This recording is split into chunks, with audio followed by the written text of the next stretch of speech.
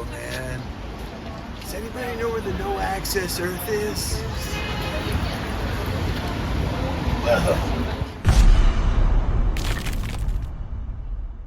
Well, anyway, here's Wonderwall. No, I wouldn't do that to you. Today was gonna be the day that they'll never go back to you. Welcome back to the West Coast Avengers.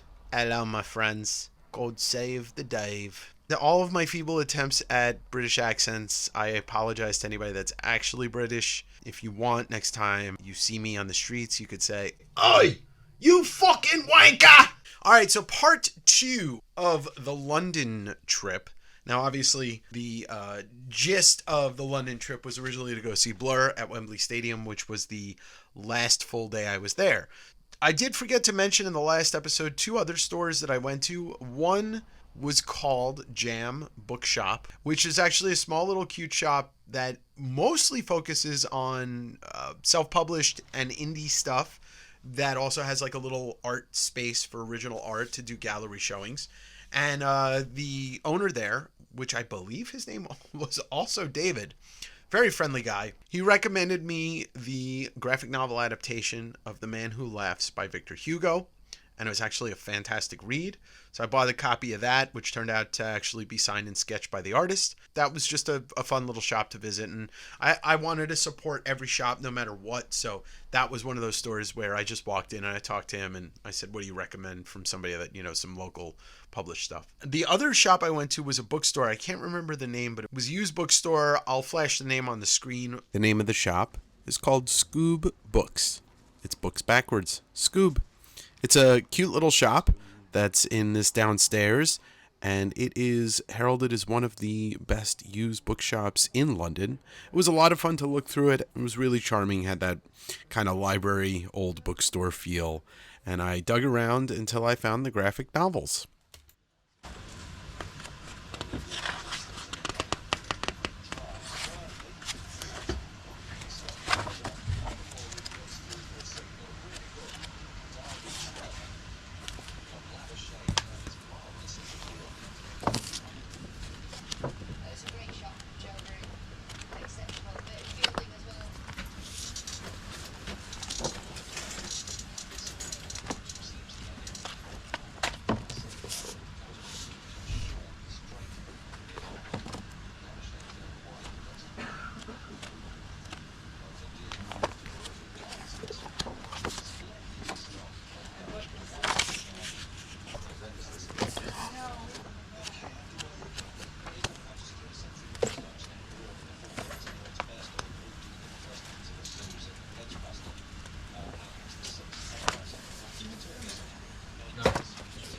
Hello.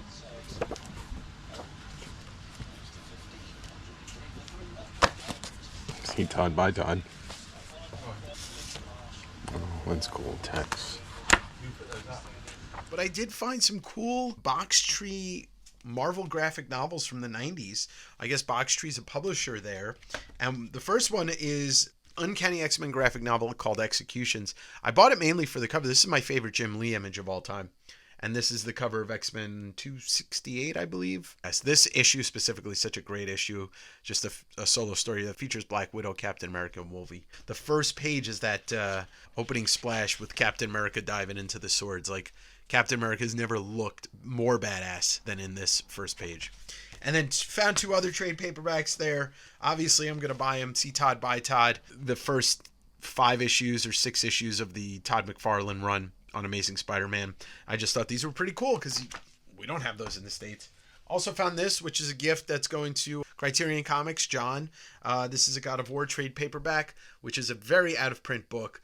And I found it in there, and homies got to hook homies up. So those 2 stores were great, but then it was time to go to London Film and Comic-Con. I had 2 missions in that Comic-Con, and one of them was instantaneously crushed. One was to meet Brian Bolland. 2 was to meet Mark Buckingham and get a book signed by him that I've had for years. Mark Buckingham, one of the UK greats in the last 30 years of artistry. His main title that most people know him from is Fables, but also Miracle Man, and I believe he's done some Sandman as well, but he ended up having to cancel. So I didn't get to meet Mark Buckingham. But it was a fun time. It was at the Olympia, which is a convention center on like the west side of town. So why don't we watch all the footage from that? I'll see you when you come back, okay? Take care of yourself, all right? Into London Film and Comic Con.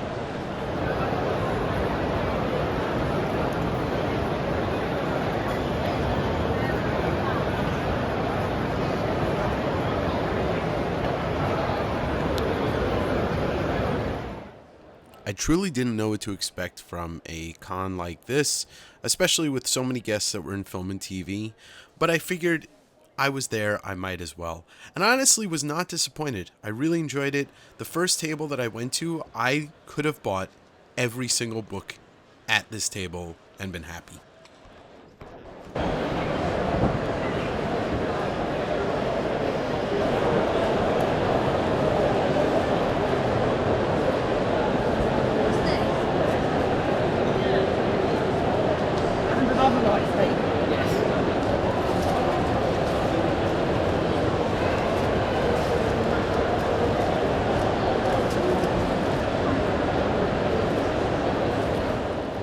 One of the problems with watching this footage again is realizing that I didn't buy enough of what I should have from this table.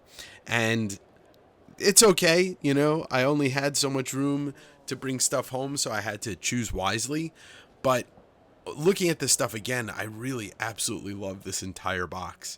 And I was seeing covers for the Secret Wars stuff that I had never seen before. Some of these books were familiar to me, but the interiors might have been a little different because there's always extra material added, or there's 2 or 3 stories in one. But I just, watching this right now and narrating this, I'm FOMOing myself. I totally forgot that I saw some Star Wars stuff, but I see Todd and I buy Todd. These hardcover books are really hard to pass up, buying all of them as well. You don't have another one of these, do you, by chance? Do you happen to have another one of these? Like, do you have a second copy of this at all? Limited still comes to the table, but I don't think I've kept any. Okay. Is it that copy? Yeah, with the McFarlane cover.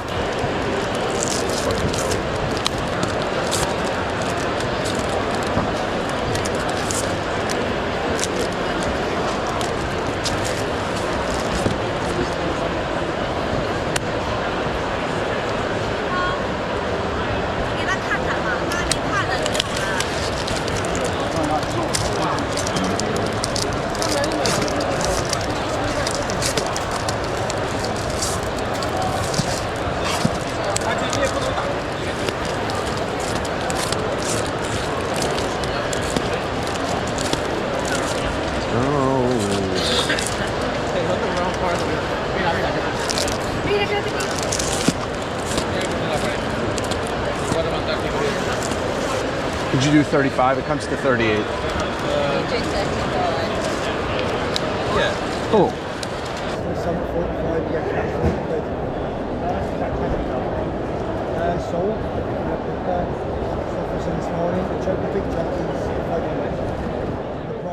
I got online to meet Brian Bolland, the artist behind The Killing Joke and many other things. And next up, you're going to watch me talking to him. I apologize that the camera wasn't tilted upwards a little more, but at least you get to hear us talk about some interesting stuff. I imagine he's probably not had one of these put in front of you for a long time. This is actually your copy. Martin at Mega City sold it to me 2 days ago. That's my copy. Apparently, yeah. Can you have it back? Should have said that. Well, He gets to touch it one more time. Yeah. Before it goes off on the flight home. Yeah, across the ocean. How are you? Sign that? Yeah, please. Yeah, I was at Mega City the other day, and Martin was telling me all about how your whole collection went to them. We're moving, you see, and my wife is absolutely ruthless about chucking stuff out. And she's chucking stuff out that I don't even know she's chucking out. Oh. And presumably this is one of the things. Excited to read this because we don't have that in the States. No, you wouldn't, would you? No, and I mean, some of it has been published by Desperado with that cover. But there's a new story in here, this one. Okay. The same story is in here, but in colour. So you pose your money and you take your choice, really. Yeah. Where is it? Well, I like seeing the black and There it is. yeah. But this one also, it's the entire back catalogue and with these characters. And, Wow. Cartoonist kayfabe.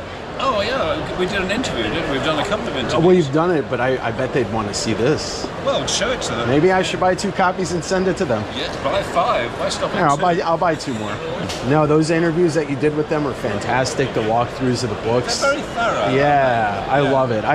My YouTube channel's kind of, I'm not on the level of them because I'm not a cartoonist, but I love talking influences with people, and me and Jim had a really good conversation, and I mentioned Richard Corbin because I know he's a huge Corbin fan, and so am I. Yeah, And Richard Corbin. his eyes lit up when I mentioned Corbin because, I mean, the man was amazing. Oh, he was. Absolutely. I keep meaning to get that new book of his. Yeah, Dark Is it Horse. Den? They're doing everything. I forget what the first one is. It's not Den Saga. I can't remember the name of it. But yeah, I'm glad that they're taking the task of reprinting everything because there's so much of his work that's so hard to find. You don't have to sign. I'm going to send these to them. You want to sign them? No, I don't want to sign anything. But Fair enough. if you want me to sign it, I'll No, sign it's it. okay. Well, Brian, I appreciate it. Thank you so much. Nice to meet you. Cheers. Say hi to Jim and... I will. Yeah.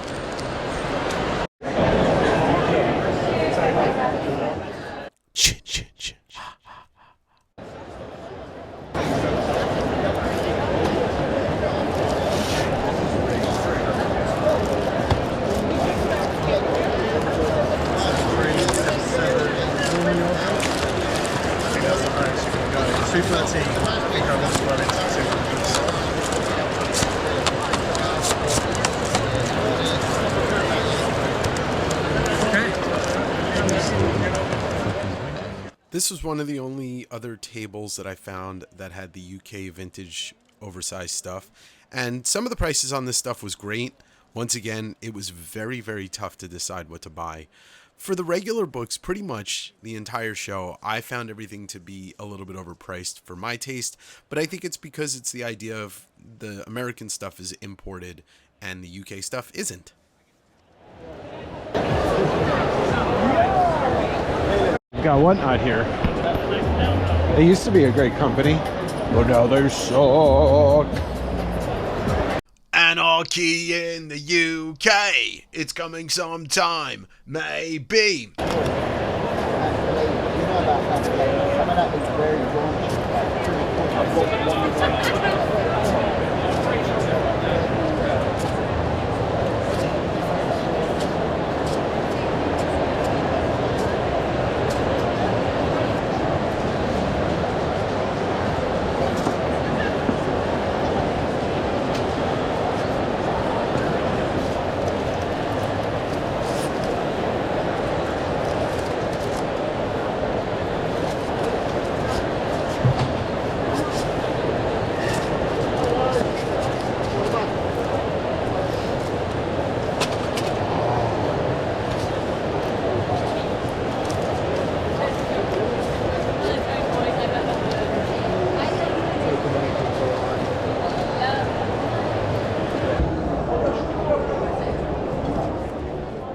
Unknowingly, I left the best table for last.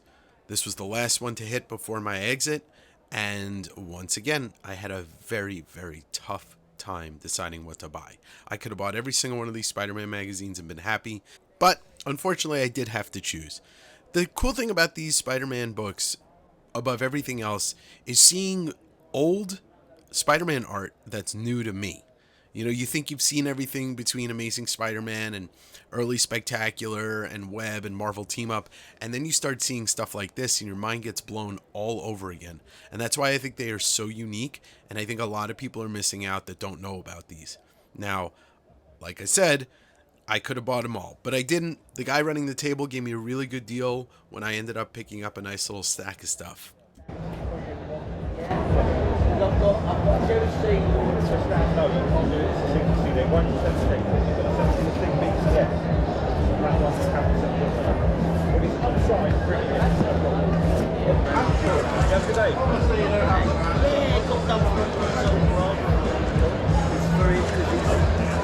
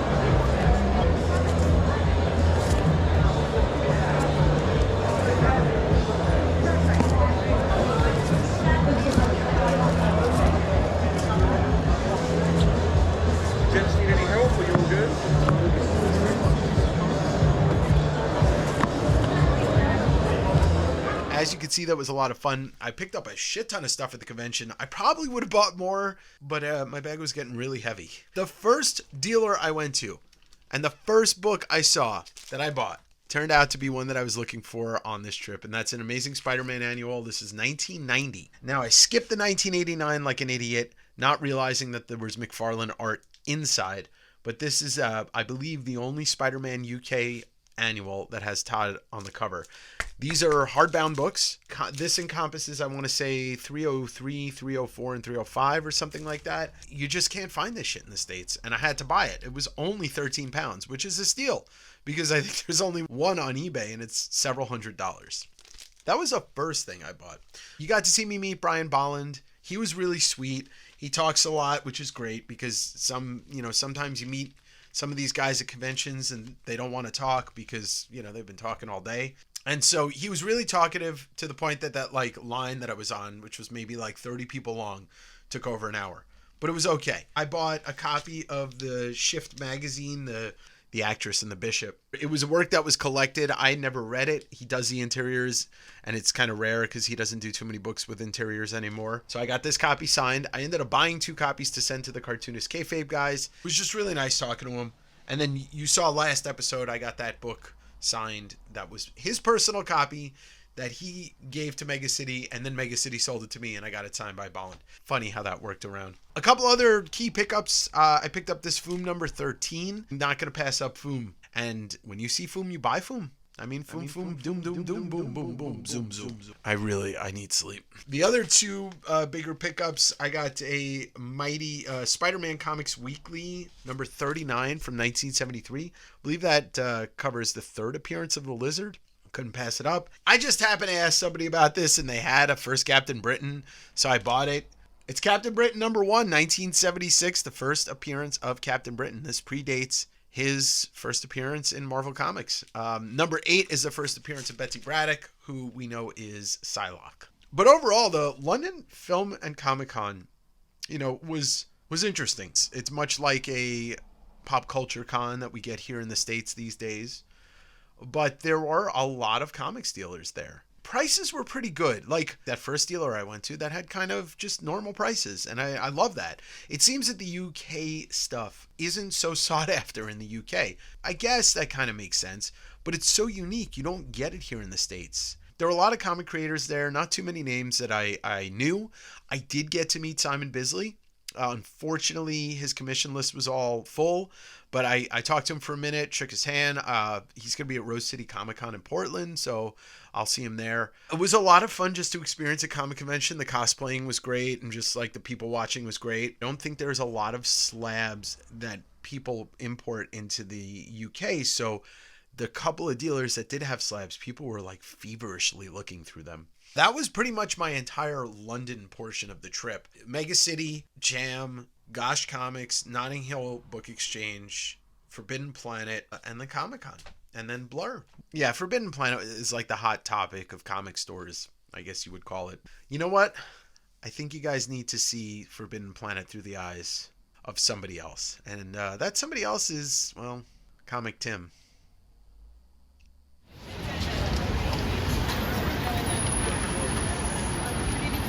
Planet, man. Whoa, it's the place. Whoa. This shirt's so weird, man. I thought this was the New Warriors, but which one of these guys is Nova, man? Whoa. Whoa, man. Let's go down to the basement. Oh, man, they got books here, man. I don't even know how to read, but I like the way they look. That's that book, man. That's what the Supreme Justice Court, man. 2000 ad. Whoa. Man. They say these are light, man, but these are really heavy, man. Whoa. It's false advertising, man. Now, I'm no scientist, but I don't know about this. This seems a little bit racist, man. Whoa. This is from Sharper Image, too. I thought Timothy Lee was a better person than this. Whoa. Todd McFearless is S-Pawn, man. He's one of the founders of Sharper Image, man. They got his toys here. You can't break this, man. It's invincible, man. This guy was created by Robert Kirk, man.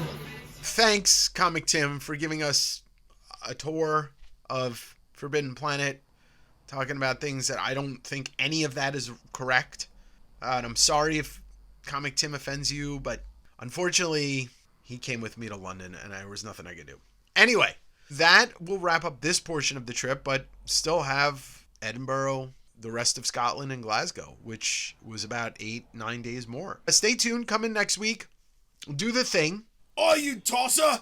Like and subscribe. And I'll see you on Wednesday, and I'll see you in the funny pages. Pip pip. Cheerio. Oh, yes. Hello. No. Hello. Hello. Oi, you fucking wanker! This is the next century, where the universal's free. You can find it anywhere. Yes, the future's been sold.